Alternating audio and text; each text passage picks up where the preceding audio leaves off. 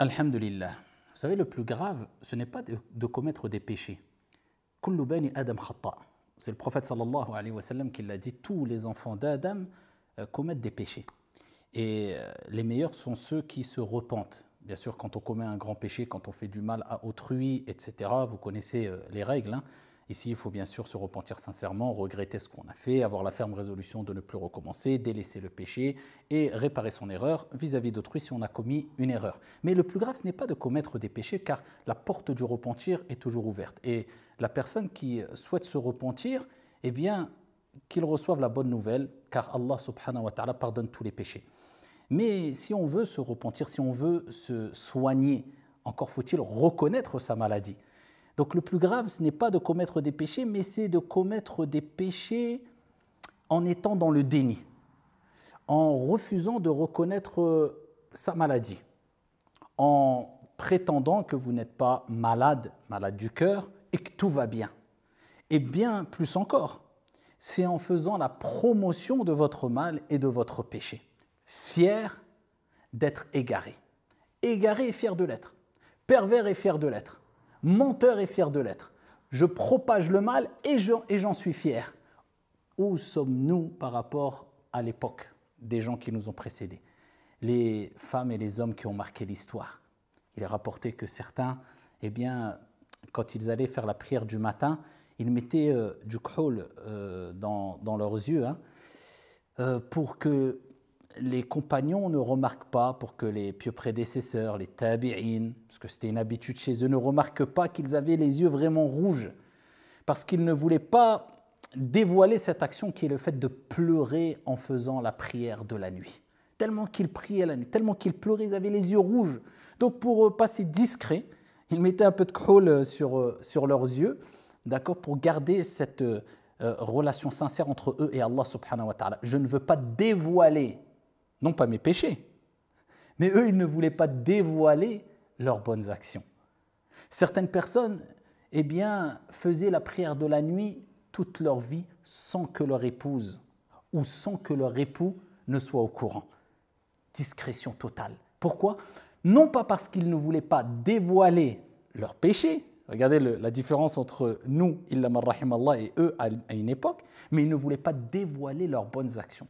Car le prophète sallallahu alayhi wa sallam, comme il est relaté dans Sahih Muslim, il nous dit « Inna Allah yuhibbul abda taqiyya al-ghaniya al-khafi » Allah, Allahumma ja'alna minhum. Le prophète sallallahu alayhi wa sallam nous dit « Allah subhanahu wa ta'ala aime le serviteur pieux, riche ». Les savants ont expliqué, et la majorité des savants ont expliqué ici que riche voulait dire celui qui se suffit, se contente de ce qu'il a, il ne demande rien à personne. Al-Ghani, et il dit Al-Khafi, le discret. Allah aime le discret. Celui qui, quand même il commet des bonnes actions, même quand il fait des bonnes actions, il ne les dévoile pas. Il ne met pas en valeur sa personne. Il ne cherche pas les éloges. Il ne répand pas les éloges qu'on fait sur lui, que ce soit sur les réseaux ou ailleurs. Ça, c'est la personne discrète. Que dire de la personne qui, comme on voit certaines et certains aujourd'hui, on n'est pas dans le fait qu'ils dévoilent leurs bonnes actions, qui normalement ne doivent pas se faire. Ils ne font même pas d'action, si ce n'est que très peu, mais ils dévoilent leurs péchés. Ils sont fiers de leurs péchés, à travers leur compte Insta ou je ne sais quoi. Certains ont l'appellation influenceur, influenceuse, d'autres autre chose. En tout cas, ça peut être monsieur tout le monde, ça peut être... Mais ils sont contents, certains sont contents de leurs péchés, ils en font la promo. Pourquoi? Dans le but de quoi? Eh bien de se montrer et de guider.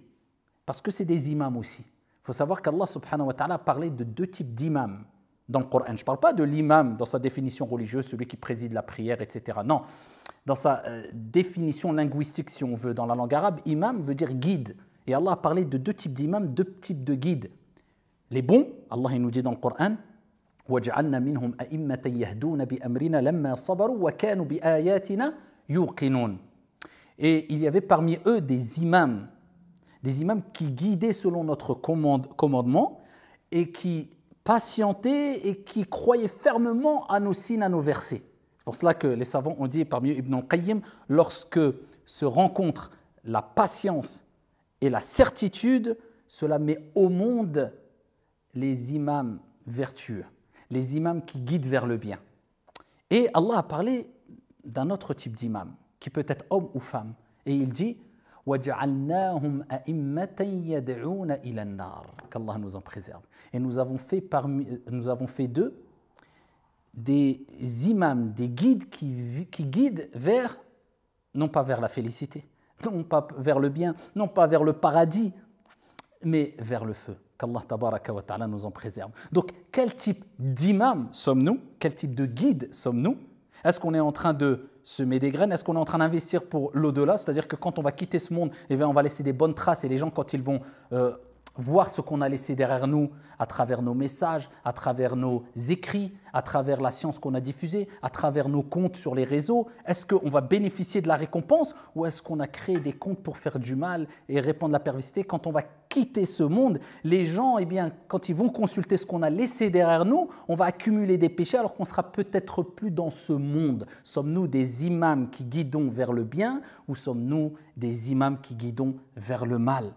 Et n'oubliez pas, la fréquentation, c'est très important en islam. Le sujet n'est pas là, parce que les textes et les hadiths qui parlent du danger de la mauvaise fréquentation, on en a à foison dans l'islam. Mais n'oubliez pas que la fréquentation peut être virtuelle aussi. Et ici, comme dit le proverbe ou l'adage, ici, dis-moi avec qui tu traînes, bien que le terme ne soit pas peut-être le plus adéquat, je te dirai qui tu es.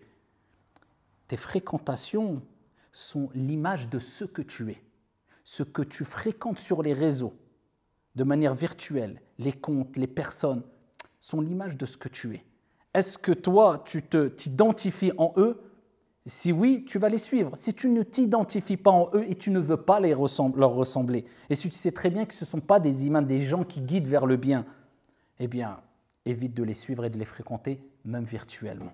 Qu'Allah subhanahu wa ta'ala nous accorde sincérité, discrétion, véracité et surtout piété. Amin wa salamu alaikum.